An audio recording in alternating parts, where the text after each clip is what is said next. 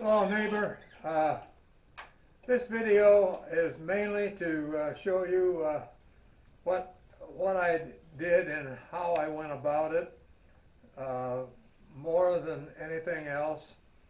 Uh, this kind of work I had done, I'm 84 years old, this kind of work I've done in the past. I helped build houses. I built a couple on my own from scratch. I have had a factory and have trained hundreds of people to work in the factory safely.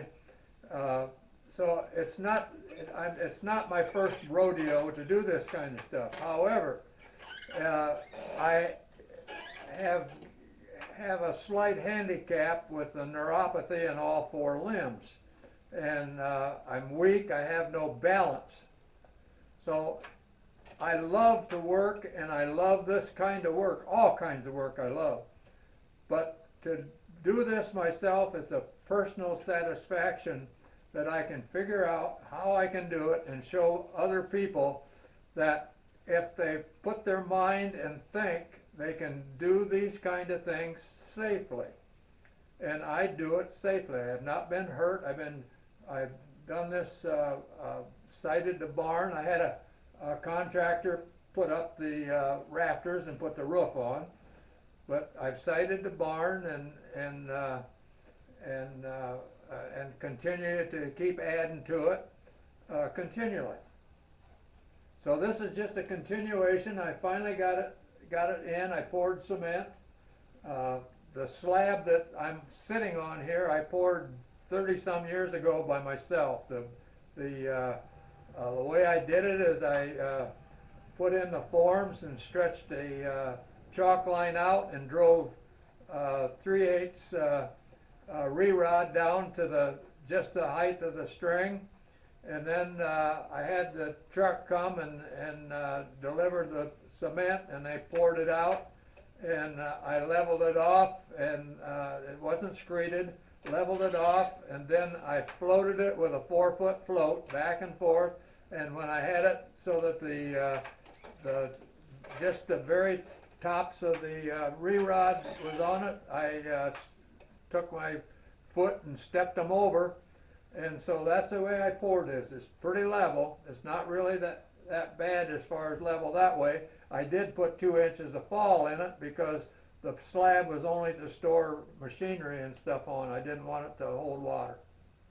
But on the scaffolding, it took me 2 hours to set this scaffolding, and I'll go around and so I can see the screen.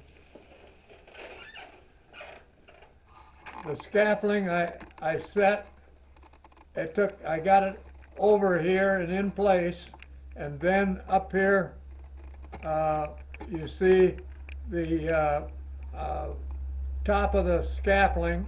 There's a 2x6 on it. That 2x6 I set up.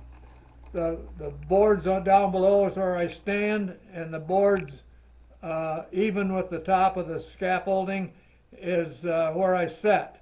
And then I can stand up for a short time and lean against that 2x6, so and it comes just almost to my hips. So I am safe standing there. Up to the top, I screwed a 2x4 fast, short piece, so that I could hook a rope over it.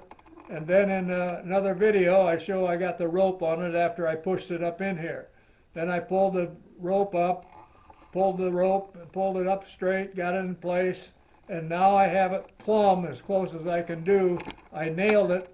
There, the one direction is just barely slightly out. When I get it in place, I will screw those 2x4s fast so that it stays there, and then I will cement in the bottom so it can't move, and I'll be ready to go. So this has been done. I haven't come close to having an accident. It takes a while for me to climb up that ladder.